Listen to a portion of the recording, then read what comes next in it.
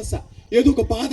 ఏంటి సమస్య, ఏంటి బాధ, ఇంకెప్పుడు ఈ కష్టాలు పడాల్సిందేనా, ఈ బాధలు పడాల్సిందేనా, మమ్మల్ని ఆదుకునేది ఎవడని చెప్పేసి నేను ఏడుస్తుంటే నా తల్లి మాత్రం మోకాలేసి ప్రార్థన చేస్తూనే ఉండేదండి. మేము ఎలాంటి పరిస్థితుల్లో గెలిపామంటే తినడానికి లేని పరిస్థితుల్లో గెలిపామండి. 6 నెలల వరకు అప్పులో ఎవరు ఏమనలేదు. 6 నెలలు స్టార్ట్ చేశారు, మా డబ్బులు మాకు కట్టండి, మా డబ్బులు మాకు ఇవ్వండి అని. తినడానికి డబ్బులు లేవండి, ఎక్కడి నుంచి డబ్బులు తేవాలండి, ఎక్కడి నుంచి కట్టాలంటే 6 నెలలాగా ఇక మీద మేము ఆగం, మా డబ్బులు మాకు కట్టమంటే నాకు దగ్గరలాగా ప్రతిరోజు ఏడుస్తూనేవాడిని. ఎలాంటి పరిస్థితుల్లో గెలిపామంటే రూపాయికి 3 అరటిపళ్ళు కొనుక్కున్న తిన్న రోజులు నేను గడిపానండి. ఒక గ్లాసు మంచిలు తాగి నా కడుపు నింపుకున్న రోజు నేను గడిపానండి. ఏడుస్తుంటే ఏదైనా తినాలని షాపుకి వెళ్తే జోబులో 1 రూపాయి కూడా లేకపోతే అప్పుడు తండ్రి ఒక విలువ తెలిసిందండి. ఈరోజు యవ్వనస్తులు మరి తల్లిదండ్రులు ఒక విలువ తెలియక వాళ్ళకి ఒక యుక్త వయసు వచ్చిన తర్వాత మరి వాళ్ళకి మాటలని మరి వాళ్ళని నువ్వు చెప్తే నేను వినవేంటి, నువ్వు చెప్తే నేను చెయ్యాలా అని చెప్పేసి చాలా మంది తల్లిదండ్రులని యవ్వనస్తులు మరి ఎలాగంటే హింసిస్తున్నారండి.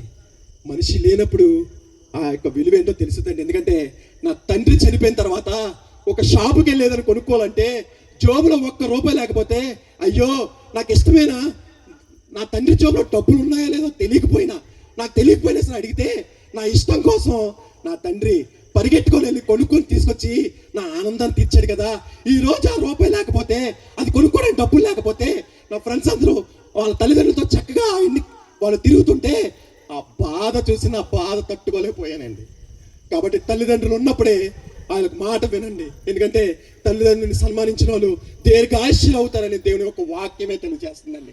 కానీ మనం ఏం చేస్తున్నాం అంటే వాళ్ళ గుండెల మీద తంతున్నామండి. దయచేసి అలాంటి పరిస్థితులు ఎవరైనా పిల్లలు కానీ ఎవరైనా ఉంటే మాత్రం మనసు మార్చుకోండి. ఎందుకంటే మనిషి ఉన్నప్పుడు ఆ విలువ తెలియదండి, మనిషి లేనప్పుడు ఆ విలువ ఏంటో నాకు తెలిసింది. నా తండ్రి ఎంత బాధ పెట్టానో నాకు తెలిసిందండి. ఎందుకంటే నీ యొక్క భవిష్యత్తు కోసం, నీ యొక్క బాగు కోసం, నీ యొక్క బాధ్యతని నువ్వు ఒక ప్రయోజనం చేసేంత వరకు కూడా ఆ తండ్రి నీ బాధ్యతని తన భుజాల మీద ఎక్కించుకొని తీసుకెళ్తాడండి. కానీ నా తండ్రి చనిపోయిన తర్వాత నా దేవుడు, నన్ను సృష్టించిన దేవుడు నా బాధ్యతని ఆయన భుజాలు వేసి మరి నీ ముందు మీద నిలబెట్టాడు. దేవుడు స్తోత్రం, హల్లెలూయా. చనిపోయి బతుకుండగా ఒక పూట భోజనం పెట్టిన వాళ్ళు చనిపోయిన తర్వాత మరి 1000 మందికి భోజనం పెడితే సుఖమే ఉంది, 2000 మందికి సుఖమే ఉందండి, పెడితే సుఖమే ఉంది చెప్పండి, ఆలోచన చేయండి.